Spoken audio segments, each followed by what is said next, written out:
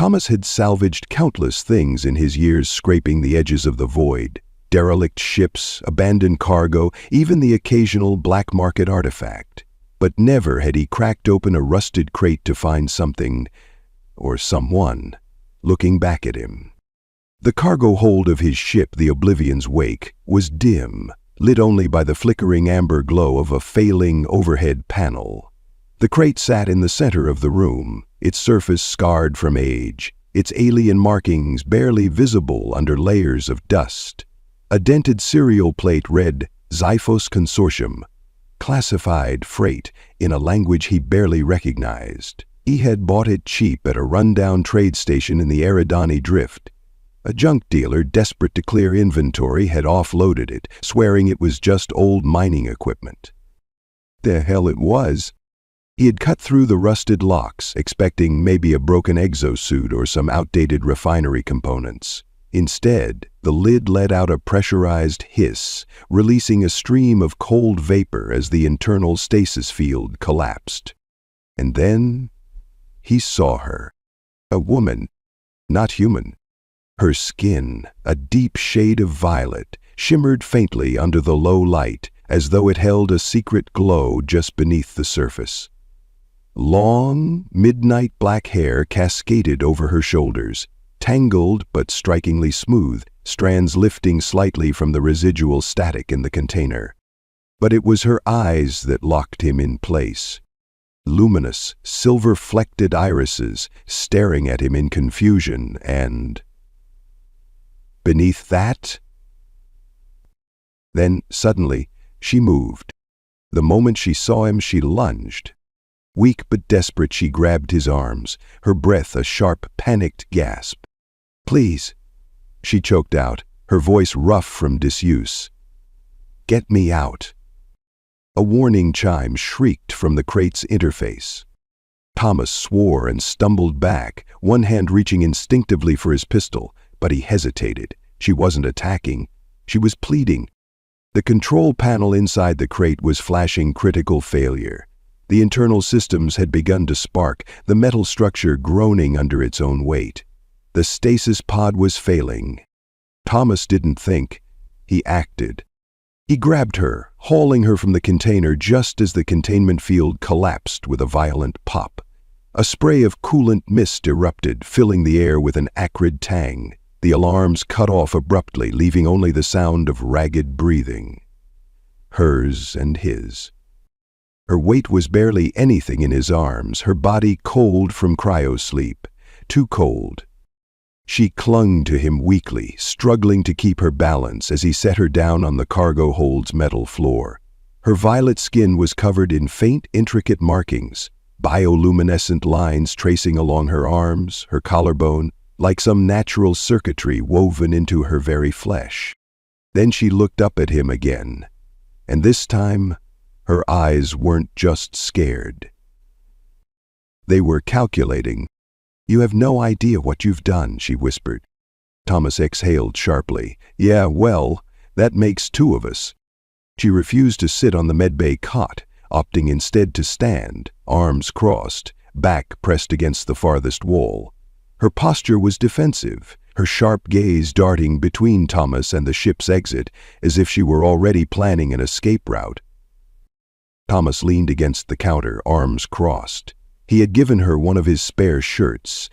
It was far too big, the sleeves slipping past her elbows, but it was better than the brittle, translucent scrap of clothing that had practically disintegrated when she had stepped out of the crate. She hadn't spoken since the cargo hold, but now her voice cut through the quiet. "You bought that container?" The way she said it made the words feel absurd. Thomas shrugged. Wasn't exactly labeled live cargo. Her violet fingers curled into fists. "No. It was labeled as classified freight. Because that's what I was to them."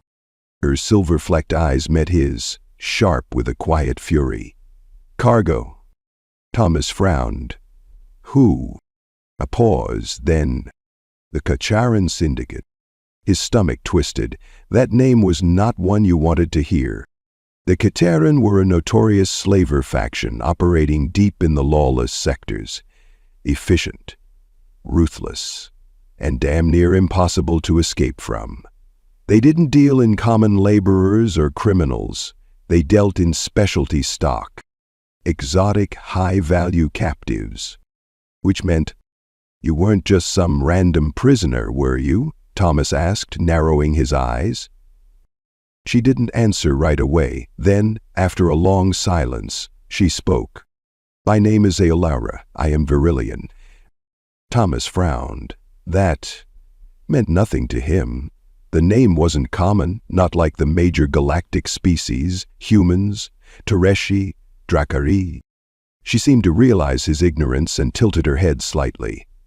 "My people are few," she said. "We do not trade, we do not leave our homeworld." Her voice hardened. "And yet I was taken." Alara's jaw tightened. "A coup. A betrayal." Her fingers twitched slightly at her sides, as if suppressing a memory she didn't want to relive. "The Catharan found me valuable enough to keep alive, to put in stasis rather than sell immediately." Another pause. Then, almost reluctantly, she said, "I am the last surviving heir to the Varelian highborn." Thomas blinked. "So you're, what, royalty?" A humorless smile. "Once." Well, that explained a lot. She was more than just some exotic captive. She was a political asset, someone important enough that the Catharan had kept her in stasis, likely waiting for the right buyer. And Thomas had just stolen her from them. Shit. His thoughts must have been obvious, because Alara's expression darkened. "If they realize what's happened, they will come for me." A pause. Then, more pointedly, "For us." Thomas exhaled, running a hand through his hair. "Great. Just what I needed. A pissed-off slaver cartel." Alara gave him a sharp look. "You could turn me in." He scoffed. "Not my style."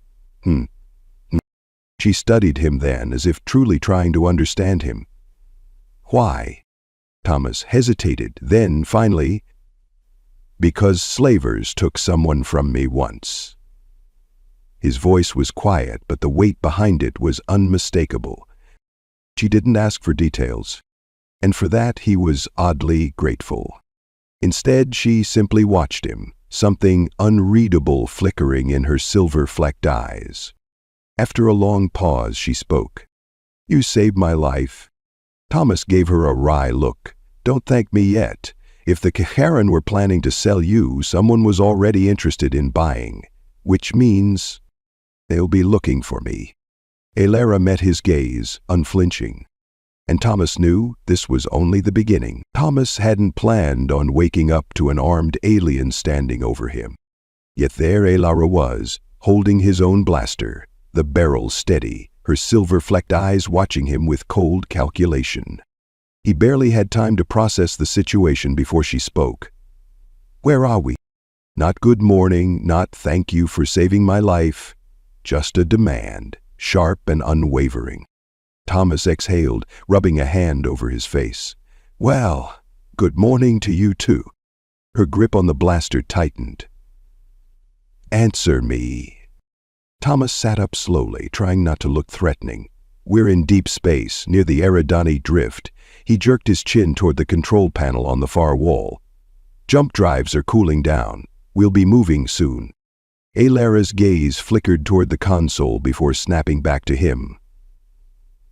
"What system?" Thomas narrowed his eyes. "You always wake up pointing guns at people?" She didn't flinch. "Only when I don't trust them." He gave a dry chuckle. "Hell of a way to say thank you." Alara's expression didn't change. She was testing him, measuring his reactions. Thomas wasn't stupid. She was no helpless captive. She was dangerous, and she knew it. But so was he. "You planning on shooting me?" he asked, nodding toward the weapon in her hands. Alara studied him a moment longer before, finally, she lowered the blaster.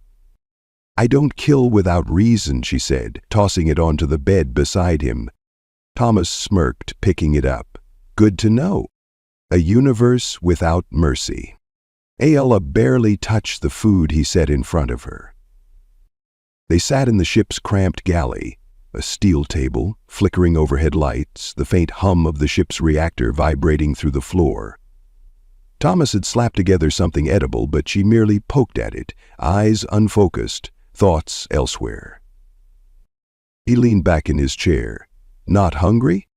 She blinked, as if snapping out of some deep internal calculation. No. Thomas watched her carefully. She was recovering quickly. Too quickly. Most people would be struggling to function after an extended stasis period, but Alara had already shaken off the worst effects. Her physiology wasn't just alien, it was advanced. "You're worried someone's coming," Thomas said, watching her reaction. Alara lifted her gaze. "They are coming." Thomas sighed. "You sure about that? The Kakaran deal in bulk. It's possible they just assumed your crate was junk and wrote it off." Alara gave him a look that made it painfully clear how naive that sounded. "I am not just cargo, Thomas."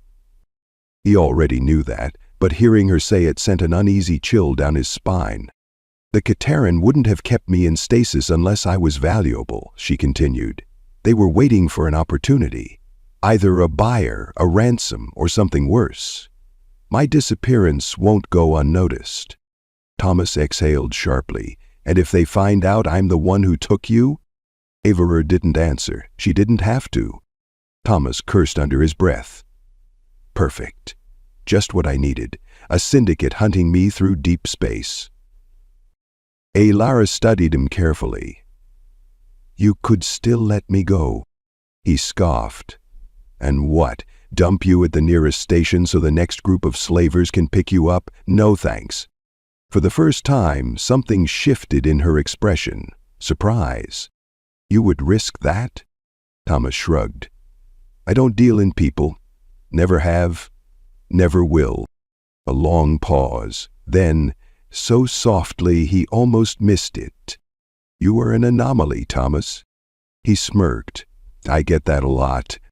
As the hours passed, Alara slowly revealed pieces of her past. The Virelian people were nearly extinct, once an advanced civilization, now little more than whispers in the void. Their technology had outpaced their ability to defend it.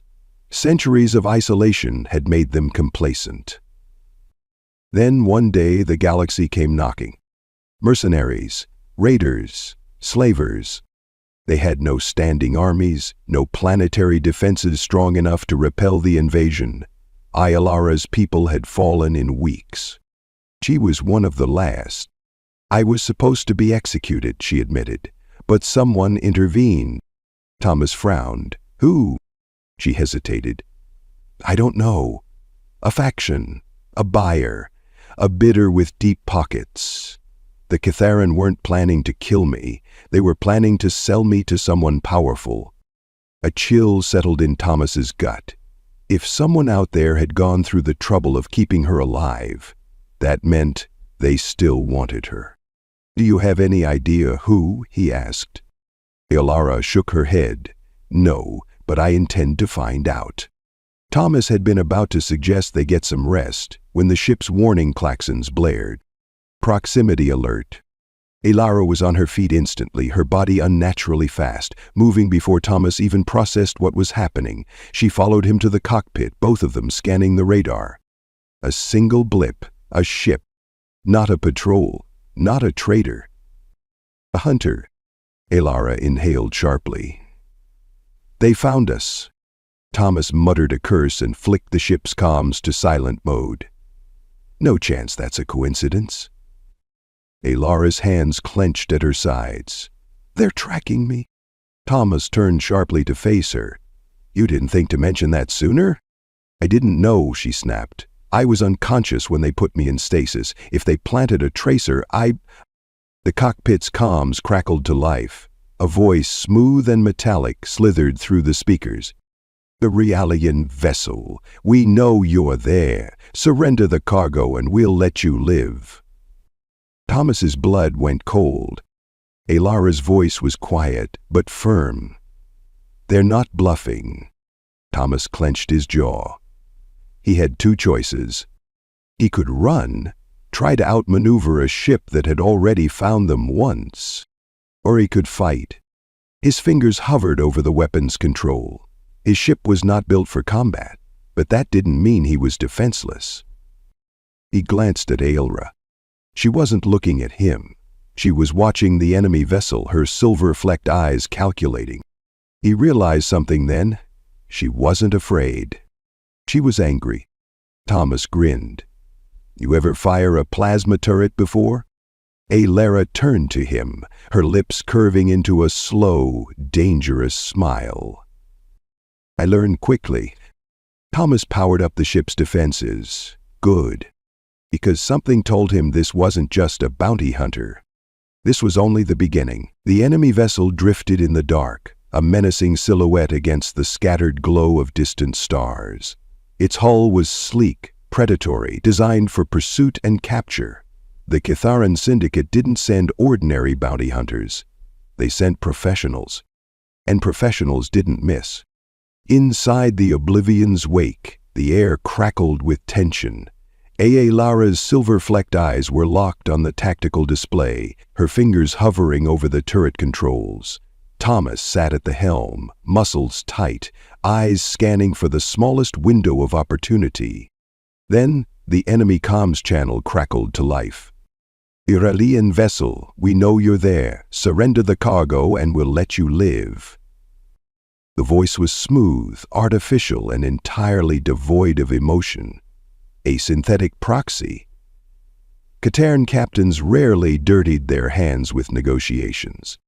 Thomas exhaled sharply, rolling his shoulders. He flicked on the outbound channel. "Yegmi. See, I've got a real problem with ultimatums." And then he cut the transmission. Alara turned to him, brow arched. "You could have stoled them." Thomas smirked. "Why waste time when we both know how this ends?" The moment he spoke, the enemy vessel opened fire. A blinding streak of plasma sliced through the void, narrowly missing the hull. The ship lurched, artificial gravity compensating as the Oblivion's wake swerved hard to avoid another volley. Alara's fingers tightened on the targeting controls. She didn't hesitate. She fired. The turret roared, sending a bolt of concentrated plasma straight at the enemy. The shot connected, but their shields flared, absorbing the impact. "They're reinforced," Alara muttered, eyes narrowing. "Figured as much." Thomas gritted out, throwing the ship into a barrel roll to dodge another blast. The vessel wasn't built for combat. It was a salvager's ship, not a war machine. But that didn't mean they were defenseless. Thomas flipped a switch. The secondary thrusters ignited, sending the Oblivion's wake into an unpredictable spin. The enemy ship hesitated. That was all the time Alara needed. She fired again. 2 quick shots, precise and deadly. The first slammed into the enemy's forward shields, overloading them. The second hit exposed hull plating. The explosion rippled outward, tearing a gash along the ship's flank. The vessel veered sideways, losing control. For a moment, Thomas thought they might have actually won. Then the enemy's autocannons spun to life. "Shit." Alara's gaze snapped to the display. "They're locking onto us." Thomas's grip tightened on the controls. "Hold on." He dived the ship hard, angling straight toward the nearest debris field.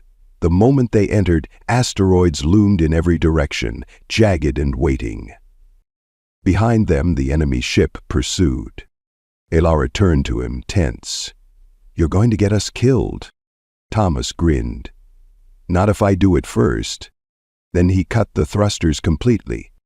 The Oblivion's wake stalled, spinning violently in zero gravity. The enemy vessel, moving too fast, shot past them, directly into the asteroid field. They had no time to correct course.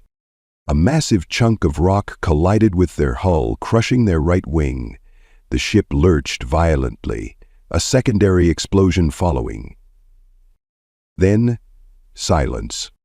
The enemy vessel drifted, its engines flickering, its weapons offline. Thomas didn't wait. He re-engaged thrusters and spun the ship around. Fire? Alara didn't hesitate. The final shot pierced the weakened hull, straight into their reactor. A single moment of eerie stillness. Then the enemy ship detonated, scattering fire and debris into the void. Alara exhaled, gripping the console. Her hands were steady. Thomas let out a breath he hadn't realized he was holding. He leaned back, running a hand through his hair. "Well," he muttered, "that was fun." Alara turned to him, expression unreadable. "That was your plan?" He smirked. "Worked, didn't it?" She shook her head, but there was something new in her gaze. Not just surprise. Respect. The ship drifted in the quiet aftermath. The only sound was the low hum of the engines, struggling to stabilize after the fight. Thomas pushed himself out of the pilot's seat, rolling the tension from his shoulders. He glanced at Alara. "You good?" She nodded, but he didn't miss the way her fingers twitched at her sides. The adrenaline was wearing off. She had killed for the first time today. Most people hesitated, most people froze. Alara had fired without blinking. "You don't regret it," he observed. Alara looked at him, violet skin catching the dim glow of the cockpit's lights. "Should I?" He held her gaze. "I don't know. Should you?" A beat of silence. Then, softly, "I regret that it had to happen." That Thomas could understand. He exhaled and leaned against the console. "So, what now?" Alara didn't hesitate. "We find out who was trying to buy me." Thomas's jaw tightened. "And how exactly do you plan to do that?" Her silver-flecked eyes met his. "We go to the red market." His stomach dropped. "You're serious?" She crossed her arms. "You have a better idea?" Thomas did. It just involved a lot more running and a lot less walking into the galaxy's most dangerous black market. "The red market is suicide," he said.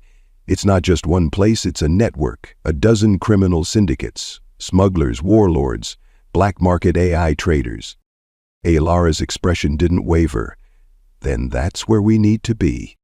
Thomas exhaled sharply. She wasn't wrong. If someone had put out a bounty for her, the red market would have a record of it. But it wasn't just slavers who worked there. It was also the last place someone like Alara should ever set foot. "You understand what you're asking, right?" he said. "You're valuable, and not just to the Catharan. You walk in there, and every crime lord with a pulse is going to want a piece of you." Alara tilted her head. "Then let's make sure we leave before that happens." Thomas gave her a look. "You say that like it's easy." She smirked. "I learn quickly." Of course she did. Thomas sighed, defeated. "All right, fine. We do this your way." He punched in the new coordinates. The ship's engines rumbled as the hyperspace drive engaged. "Red market it is." Alara nodded, then turned her gaze toward the viewport.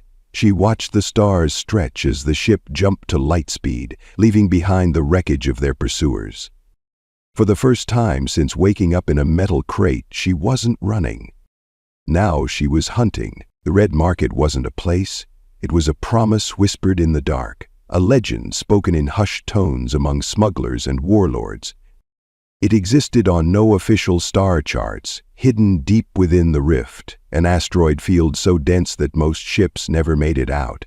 Those who did spoke of a floating city, a station built from the bones of long-forgotten civilizations, pulsing with illicit deals and dangerous secrets. The kind of place where a man could sell a stolen moon, where a living being could be auctioned to the highest bidder, where people like Alara disappeared forever. Thomas sat at the helm, staring at the holographic map flickering on the console. The coordinates weren't precise. The red market shifted locations constantly, a fortress that never stayed in one system for too long. Alara stood behind him, her violet skin glowing faintly under the dim cockpit lights. "You're sure about this?" he asked. She didn't hesitate. "Yes." Thomas sighed. "Then buckle up." With a pull of the throttle, the Oblivion's wake descended into the abyss. The moment they docked, Thomas regretted everything. The station was alive, a sprawling metallic hive of corruption carved into the hollowed-out remains of an asteroid. Bridges and walkways twisted through the neon haze, packed with traitors, mercenaries, and things that barely qualified as people anymore. The air smelled of burnt ozone and spiced narcotics, thick with the hum of flickering signs advertising everything from illegal cybernetics to black market genetic enhancements. This was not a place for good people. Then again, neither Thomas nor Elara qualified as that.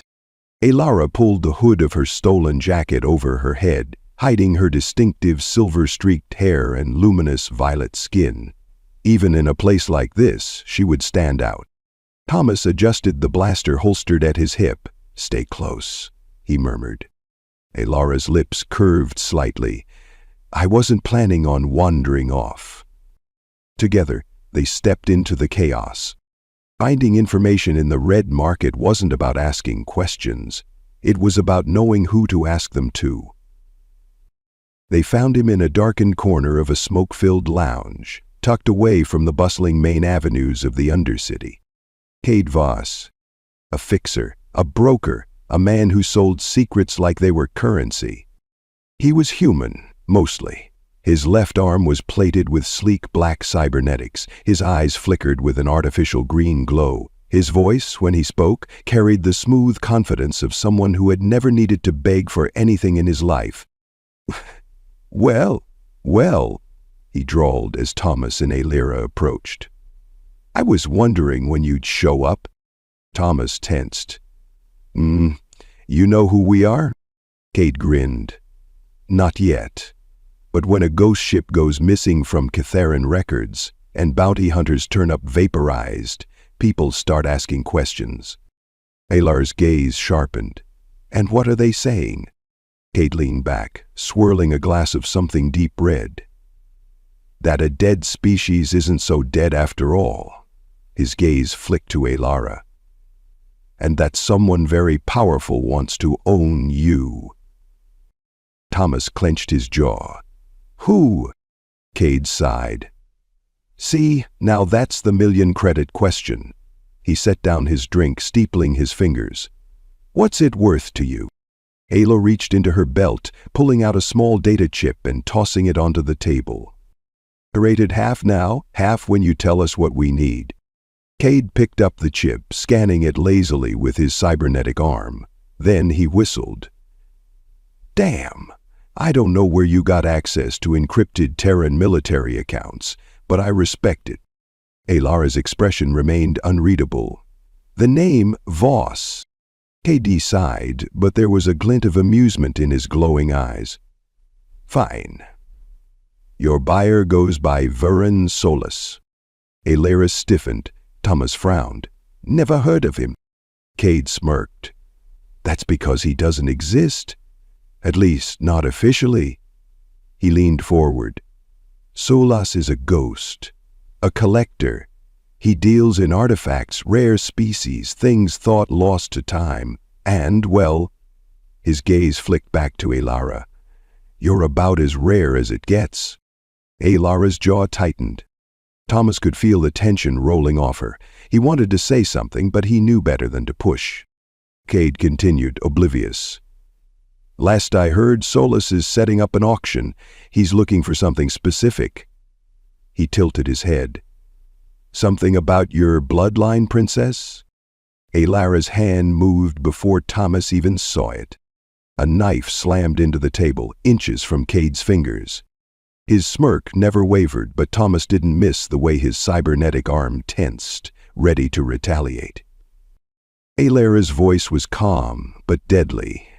"You don't get to call me that." Cade chuckled, raising his hands in surrender. "Fair enough." Thomas sighed, rubbing his temples. "Great. So now we have a name but no location." Cade grinned. "Ah, but that's where things get interesting. See? Solus doesn't buy, he steals." Elara frowned. "What does that mean?" Cade leaned in, voice dropping lower. It means he's not waiting for you to come to him. He's already on his way. Silence crashed over the table. Aelara's breathing was steady, but her hands curled into fists. Thomas felt his heartbeat pick up. How do you know? He asked. Cade smirked. Because he hired the siren. Aelara inhaled sharply.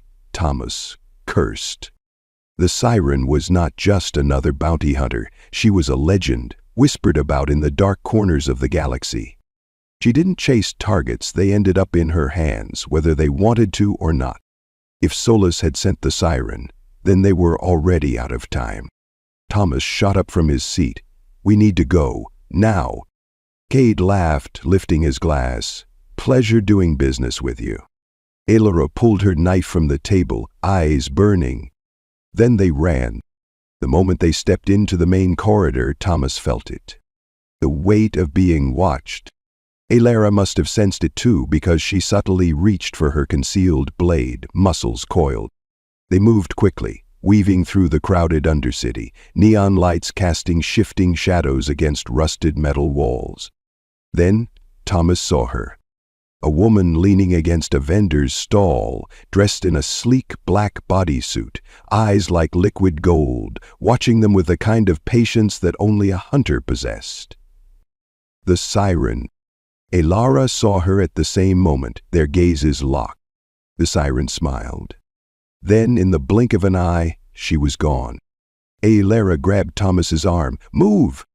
They sprinted toward the docking bay, heartbeats pounding. They weren't just running for their lives. They were running out of time. The siren was hunting them. Thomas knew it the moment her golden eyes met his.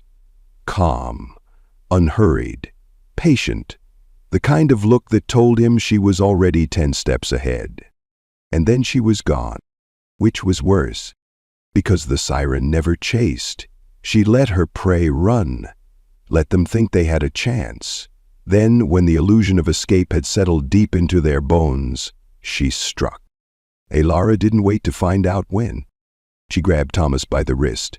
Move! They bolted through the Red Market's winding corridors, past towering neon signs and the stink of burning metal. Vendors shouted deals on black market tech. A nearby gang argued over stolen cybernetic limbs, and somewhere in the distance, a pulse rifle discharged. Chaos. The perfect hunting ground. Bay 16 was on the other side of the docking sector, but reaching it meant crossing an open stretch of deck. Too exposed, too easy to be trapped. Aelara yanked Thomas behind a stack of rusted cargo crates. She's waiting, she whispered. He risked a peek. The docking bay was empty, too empty. No loaders, no engineers, no smugglers running last-minute repairs. Just stillness. Aelara exhaled, sharp and slow. She cleared the area. Thomas felt a cold pit settle in his gut. Which means she's already here. They had two options. One, for it and hope the stories about her speed were exaggerated. Two, outthink her. Aelara's eyes flicked to the overhead maintenance tunnels.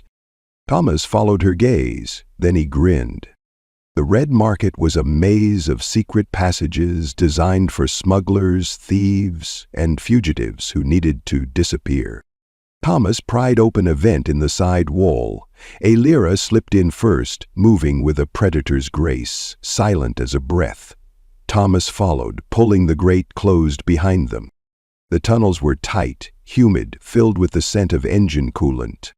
Thomas whispered, "Bay control is 2 levels up.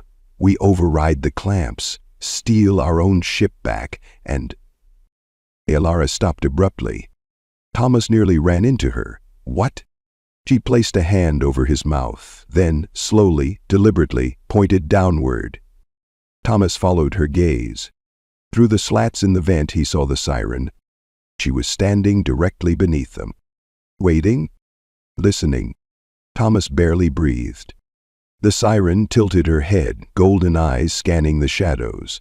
Her bodysuit, black, flexible armor woven with sleek tech enhancements, moved like a second skin. A compact pistol rested at her hip, but she didn't reach for it. He didn't need to. The siren never killed unless necessary. She only needed to collect. Alara's fingers brushed the handle of her knife. Thomas shook his head. Not yet. They moved forward inch by inch, their bodies pressing against the narrow walls of the tunnel. Every step sent a small creak through the metal. The siren's head snapped up. Thomas cursed under his breath. Then, without a sound, she vanished into the dark. Thomas felt Alara's muscles tense beside him. That was not good. They reached a side hatch leading directly above Bay 16. From there, they could drop onto the ship's boarding ramp unseen, if the siren wasn't already waiting. Thomas eased the vent open, peering down. The ship was right there. Engines warm, ramp lowered, one final sprint, and they were home free. Alara whispered, "She's setting a trap." Thomas nodded. "Yeah, but so are we." Alara smirked. And then they dropped. The instant their boots hit the ground, the siren moved. She came from the left, a blur of motion, inhumanly fast. Thomas barely had time to react before a blade hissed through the air. Alara dodged, twisting at the last second, but the siren had already anticipated it, redirecting her momentum mid-strike, turning Alara's dodge into a disadvantage. Thomas fired twice. She moved before the bullets left the barrel. One shot grazed her shoulder, a minor wound barely slowing her down. Then she was on him. Thomas raised his blaster, but she was already kicking it from his grip. Alara struck, a silver flash of her blade slicing toward the siren's side. The siren caught her wrist, twisted. Alara gritted her teeth but didn't cry out. Instead, she turned into the pain, using it to get closer. Thomas lunged. The siren dropped at the last second, using his momentum against him. He stumbled, caught himself, rolled backward. And Alara was already on the counterattack. Their blades clashed, sparks flying. The siren moved fluidly, effortlessly. She wasn't just fast, she was precise, calculated. She was playing with them. Thomas's heart pounded. They were losing. Then a distraction. The station's security klaxons blared. The siren hesitated, half a second, no more. It was enough. Thomas didn't think. He grabbed Alara and ran. The ship's ramp was still lowering. They sprinted for it, hearts hammering, lungs burning. The siren didn't chase. She simply watched. Thomas slammed his fist onto the console, engines roaring to life. The ship lurched upward, thrusters firing. Alara collapsed into the co-pilot seat, breathless. "We made it!" Thomas didn't answer. Because the siren was still there. Standing in the middle of the docking bay, arms crossed, golden eyes unreadable. She didn't look angry. She looked frustrated. She smiled, as if she had let them go, as if this wasn't the end, just the beginning. The ship jumped to lights, but Thomas knew they hadn't escaped her.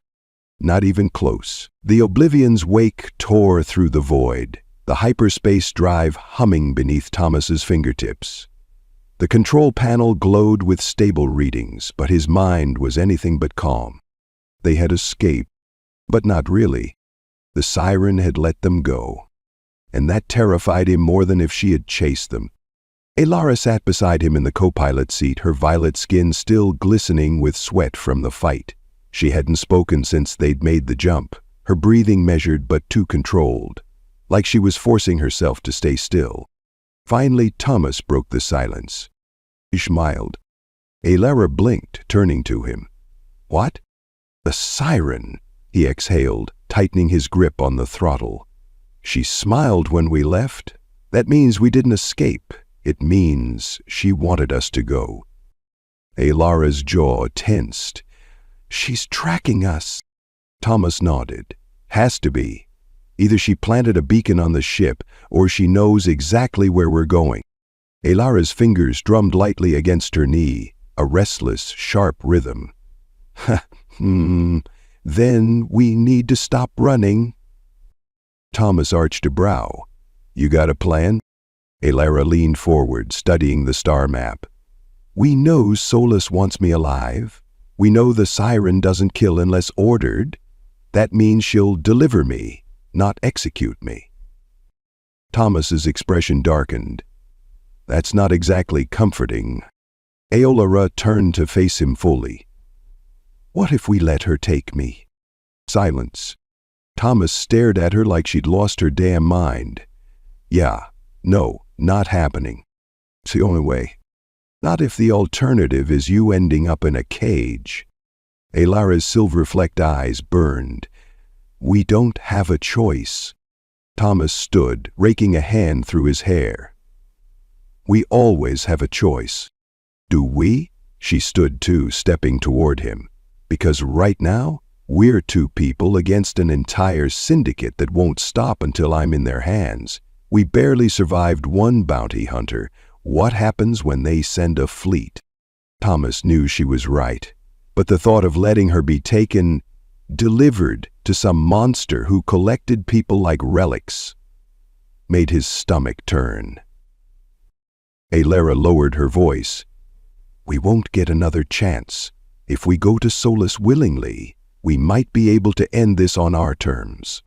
Thomas's chest tightened. He had spent his entire life fighting against slavers, against people who took others and claimed ownership over them. And now, Eolara wanted him to let it happen. She saw his hesitation and softened. "Thomas." She reached for him, fingers brushing his arm. "I trust you. I need you to trust me." His pulse hammered. Damn her. Damn those eyes. He exhaled, stepping closer, their bodies a breath apart. "This is insane." Elara smirked. "So is everything we've done so far." Thomas let out a dry laugh. "Fair point." He held her gaze a moment longer, then finally nodded. "All right," he murmured.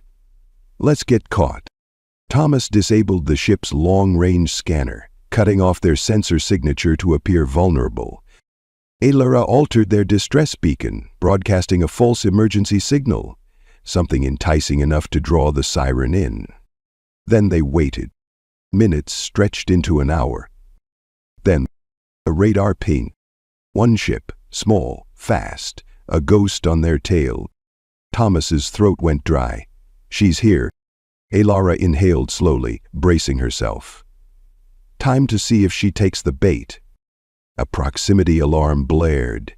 The ship lurched as a tractor beam locked onto them. Thomas forced himself to stay calm. He wasn't out of moves yet. The comms crackled to life. A familiar voice, smooth as silk. "Surrender." Elara exhaled. "Showtime." The siren boarded like she had all the time in the world.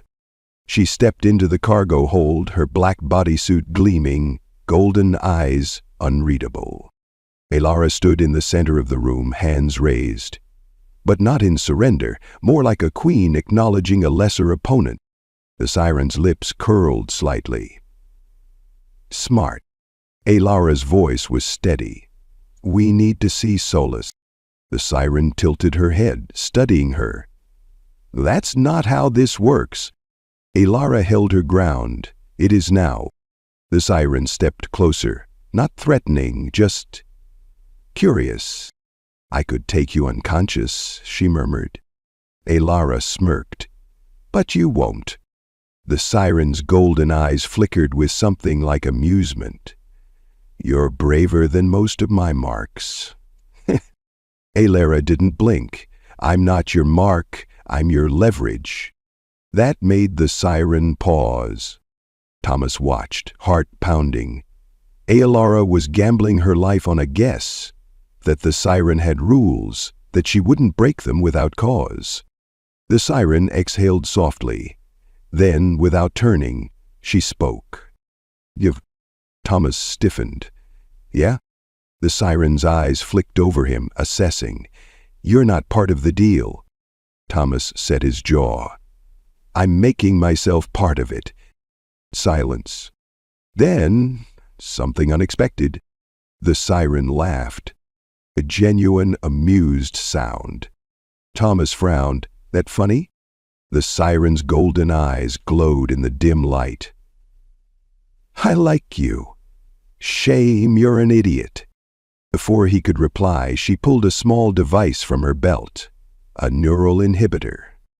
Alara barely had time to react before the siren pressed it to her neck. Alara gasped, not in pain, but in sudden stillness. Her body locked, frozen in place, eyes still blazing but unable to move. Thomas's pulse spiked. The siren met his gaze. She'll be fine. This is just to keep her from getting clever. Alara's gaze burned, but she couldn't fight it. The siren sighed. Now let's go meet your buyer. She turned, pressing a control on her wrist. Thomas barely had time to react before his vision blurred, and everything went dark. Thomas woke to cold air, sterile metal walls, and the distant hum of a powerful ship. His wrists were bound. Alara stood beside him, still locked in the neural stasis field. And in front of them, a man stepped forward. Tall, silver hair, eyes like polished obsidian. Baron Solis. He smiled. Welcome home, princess. Alara's hands trembled. Not from fear, from rage. Thomas knew then that she had recognized him. Solis wasn't just her buyer. He was someone from her past. And this wasn't over. This was just the beginning. Alara had never been afraid of cages. She had grown up in Gilded One's palaces, with walls too high, corridors too quiet, halls filled with whispering courtiers who only spoke when it benefited them. This was different. The walls here were cold, metallic, humming with barely contained energy. A stasis field surrounded her, a low-frequency pulse keeping her frozen in place but fully conscious. A prison designed to hold her but not silence her. Which meant Baron Solis wanted her awake. That was his first mistake. Zola stood before her, hands clasped behind his back. Silver hair, eyes black as the void. He wore control like a second skin, every movement measured, every breath deliberate. Alara's stomach twisted. He hadn't changed. Thomas stood beside her, bound but free to move. His jaw was tight, eyes scanning their surroundings, already calculating their next move. She needed to keep him alive. Solis spoke first. Alara. He said her name like it belonged to him. It's been a long time. Alara forced her expression to stay neutral. Not long enough. Solis chuckled, tilting his head. Still sharp-tongued, I see. He stepped closer, examining her like she was a specimen in a display case. You've been difficult to recover. Alara smirked. That tends to happen when people don't want to be owned. Solis exhaled through his nose as if mildly disappointed. You misunderstand, as always. I don't deal in ownership. Then what do you deal in? Thomas cut in, voice rough. Solis glanced at him, then back to Alara. Alara's blood turned to ice. He wasn't here to sell her. He was here to study her. Solis walked slowly around her, his tone almost casual. Do you know why your species is extinct, Alara? She didn't answer. Solis smiled. Because they were designed to be. Thomas frowned. That's not how extinction works. Solis didn't even look at him. The Viralians weren't a dying race, scavenger. They were a manufactured one. Thomas blinked. What? Alara's pulse spiked. Solis studied her reaction. Ah, so you don't know. Alara clenched her jaw. I know my people were slaughtered. Solis nodded. Yes, but before that they were engineered. A species created for a single purpose, one that the galaxy was never meant to uncover. Alara felt something crack deep inside her. He was lying. He had to be. Solis leaned closer, voice quiet. What are you, Alara? The words sent a shiver down her spine. Because she didn't know. She had never known. Before Alara could respond, the siren entered. She moved with her usual predatory grace, golden eyes glinting, but there was something new in her expression, something that hadn't been there before. Hesitation. Solas turned to her. "Is it done?" The siren didn't answer right away. Then, after a long pause, she deactivated the stasis field. Alara stumbled forward, breath catching as control returned to her limbs. Solas's eyes darkened. "What are you doing?" The siren's hand hovered over the blade at her side. "Something I don't usually do." Alara's chest heaved. "Which is?" The siren met her gaze. Changing sides. Her muscles still burned from the stasis field's lingering grip, but Alara was free. Varin Solas hadn't expected betrayal. That made him dangerous. The moment the field collapsed, Thomas shifted beside her, rolling his shoulders as circulation returned. His wrists were still bound, but the fire in his eyes burned unrestrained. Across the chamber, Solas stood utterly still. His silver hair caught the dim light, his expression frozen in something unreadable. Not quite anger, not quite shock, just a calculated silence. Then, finally, he exhaled. Slow, controlled. He turned his gaze to the siren, golden eyes narrowing. "You disappoint me." The bounty hunter remained motionless, relaxed, her stance deliberate. "Good." Solas clasped his hands behind his back, regaining his composure. "Always the strategist, always recalculating." "This changes nothing," he said smoothly. Alara clenched her fists. "It changes everything." Solas smiled, cold, patient. "If that were true, you'd already be gone." Alara's breath caught. Then the alarms blared. The security doors sealed shut as the emergency lockdown engaged. Alara knew this move. Solas wasn't trying to kill them. Not yet. He was caging them in. She turned sharply to the siren. "Tell me you planned for this." The bounty hunter tilted her head slightly, as if considering. "I accounted for possibilities." Thomas, still shaking out his arms, scoffed. "That's not comforting." Solas watched them like a man who had already won. "You were always clever, Alara," he mused. "But cleverness without foresight is just another form of recklessness." Alara's jaw tightened. "And yet you're the one losing control." Solas chuckled. "Emma." He pressed something on his wrist. The floor shook. Panels along the walls slid open, revealing drones, sleek silver-bodied machines hovering silently, energy pulses charging in their cores. Alara tensed. Solas clasped his hands behind his back, watching as the drones activated. "You think I don't prepare for betrayal?" The siren sighed.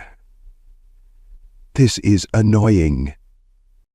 Thomas tore off the last of his restraints, rolling his wrists with a grimace. "Annoying is one word for it." Alara didn't hesitate. She moved.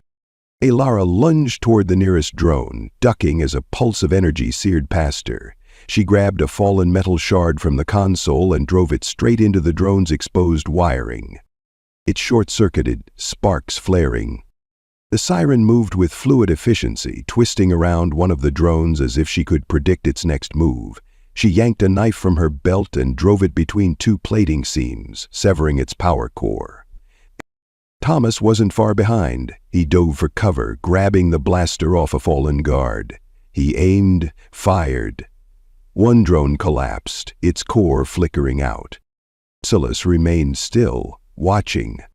He was waiting. For what? Alara ducked under another blast, her mind racing. Then she saw it. The panel near the exit. It was overloaded, sparking, damaged. A vulnerability. Alara met the siren's gaze. "Can you override the lockdown?"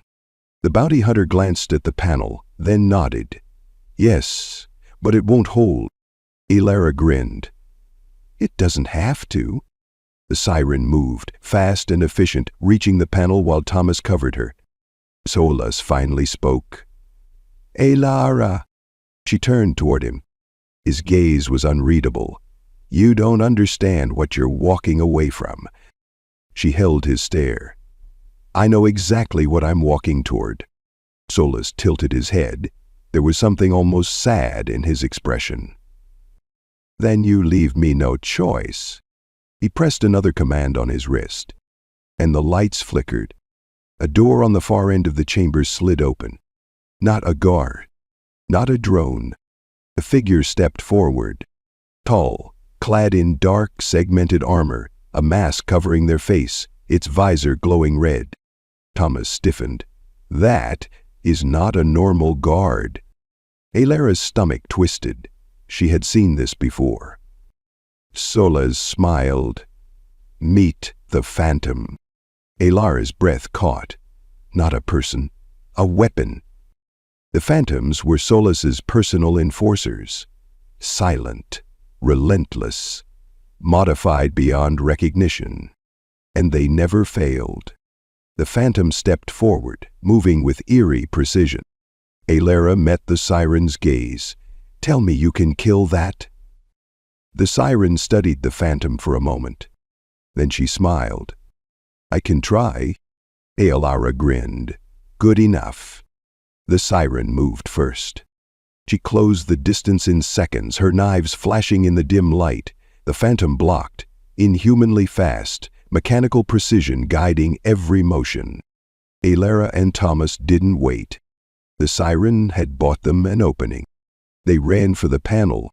The ship shook as something exploded in the distance. Solas remained where he was, watching, calculating, still convinced he would win. Ayla reached the control panel. The override was already engaged. She slammed her hand against the release. The exit doors snapped open. She turned to the siren. Now or never. The bounty hunter dodged a strike that could have shattered bone, twisting away with an unnatural grace. Then, with a flick of her wrist, she triggered something on her belt. A shock-wave pulse detonated between her and the Phantom. The creature staggered, recalibrating. The siren used the opening. She ran. The three of them burst through the exit just as the doors sealed behind them. Alarms blared through the ship. Their window was closing. The hangar came into view, their ship waiting, thrusters warming up. Thomas ran to the controls, beginning takeoff procedures. The siren leaned against a console, exhaling. "That was fun." Alara shot her a look. "We have different definitions of fun." The siren smirked. "Probably." Alara turned back toward the entrance. Zalas hadn't chased them, which meant he wasn't worried. That, more than anything, scared her. She took a breath. No more running. She turned to Thomas. "Get us in the air." He didn't argue. The Oblivion's wake lifted off. But as they soared into open space, Alara couldn't shake the feeling.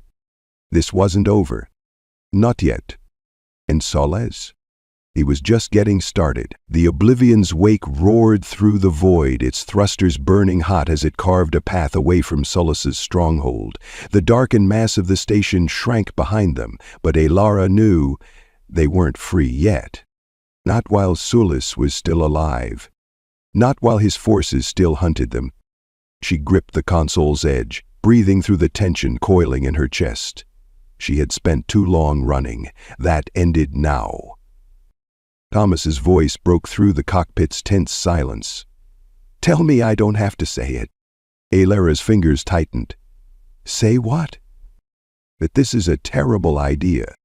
The siren, lounging against the co-pilot's seat, smirked. "It's only terrible if we lose." Thomas exhaled sharply. "That's not comforting." Alara turned, her silver-flecked eyes burning. "We can't just run.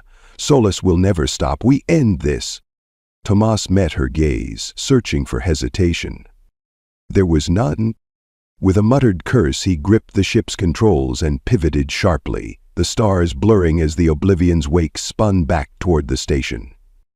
Alara braced herself. This time, they weren't escaping. They were going to war. Alarms blared across the station as the Oblivion's wake descended, dodging automated turrets. Solas's voice crackled through the comm system. "Aye, Larry, you're making a mistake." She pressed the transmission button. "Not the first, but it'll be my last." Solas's voice remained calm. "You've proven difficult, but this is reckless. You can't possibly believe you'll win." Alara's grip hardened. "Watch me." She cut the transmission before he could reply.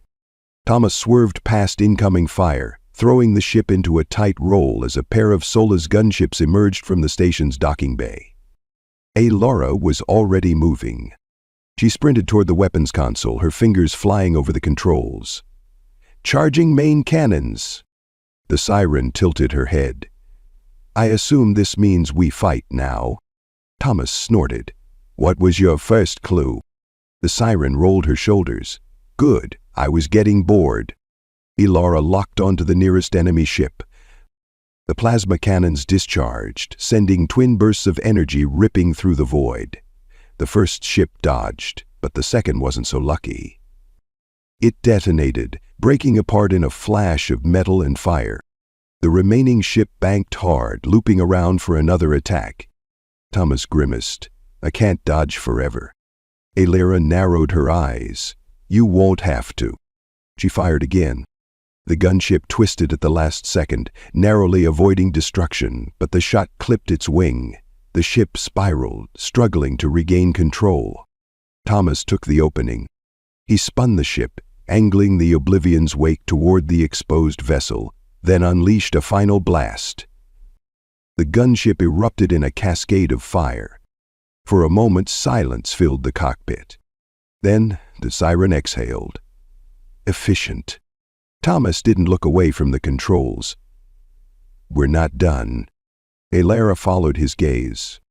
The station's main hangar doors were opening, and something big was coming through. The Phantom-class warship that emerged from the docking bay was twice their size, its hull plated with reinforced shielding. Alira's stomach tightened. The siren's lips pressed together. "That's unfortunate." Thomas swore. "We're not getting past that thing." Alira inhaled slowly. "Think. They couldn't outgun it, but they could outmaneuver it." Her gaze flickered to the station's energy core, visible through the lower docking bay. "A weakness." She turned to Thomas. "Get us underneath it." He hesitated. "That puts us right in its firing line." Alara's jaw tightened. "Exactly." Thomas swore again but followed her lead. The Oblivion's wake dived, skimming the station's surface, weaving through its underbelly. The warship followed, locking onto them. Alara gritted her teeth, fingers flying over the weapons console. "Redirecting all power to shields. When I say, pull up." Thomas gripped the controls. "I really hope you know what you're doing."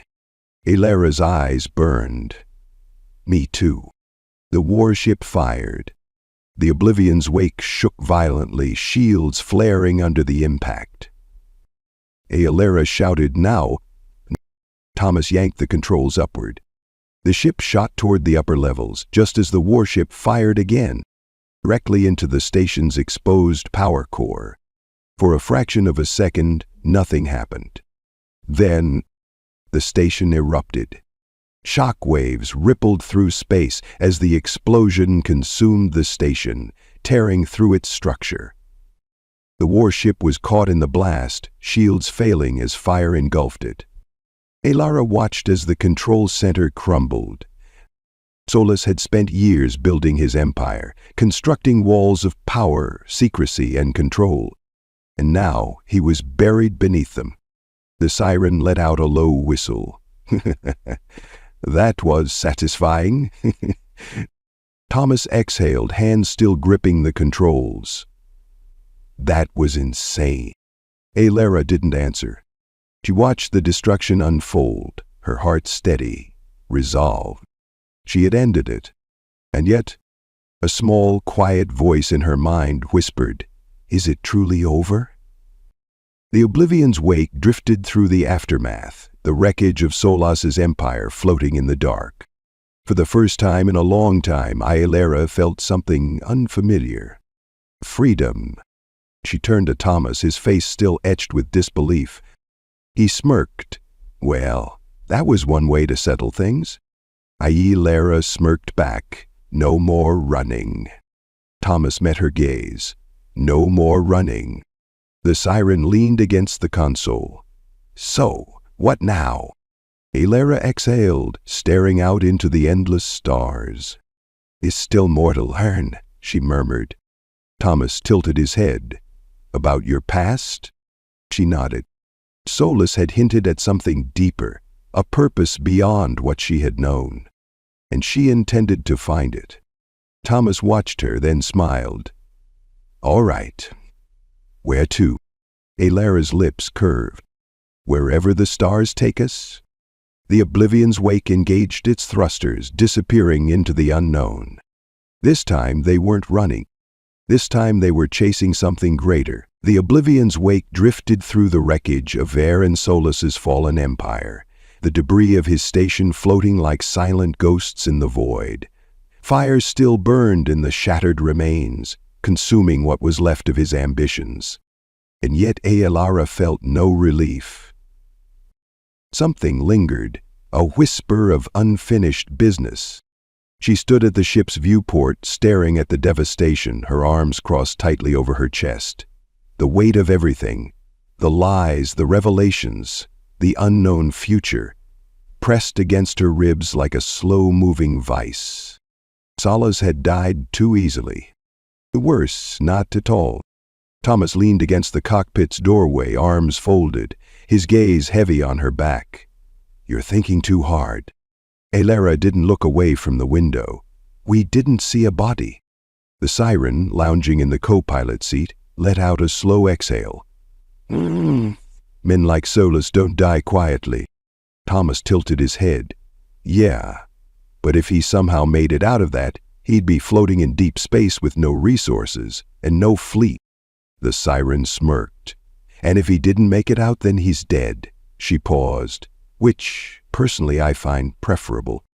Aelera exhaled, forcing the tension from her shoulders. "I just want to be sure."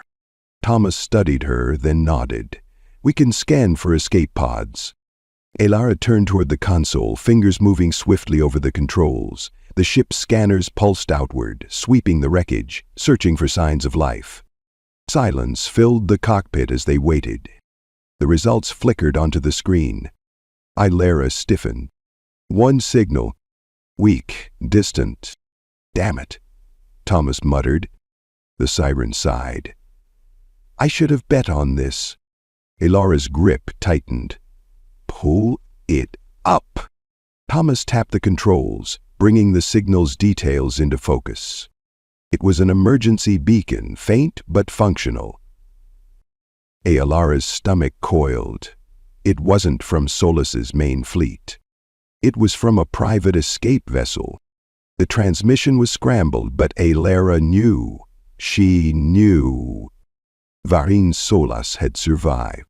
Silence stretched between them before Thomas finally spoke. "So, what now?" The siren raised a brow. "Do you even have to ask?" Thomas exhaled sharply. "I was hoping one of you would suggest something rational."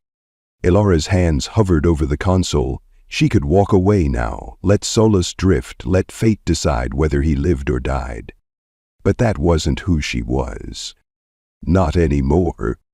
Aelera met Thomas's gaze, silver-flecked eyes burning. "We end this."